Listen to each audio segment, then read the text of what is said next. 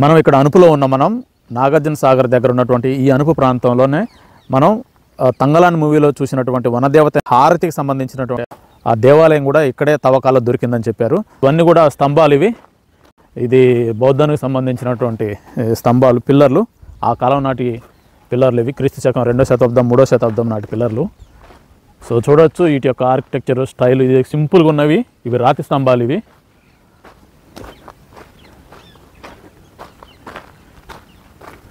ఇవన్నీ కూడా స్తంభాలు.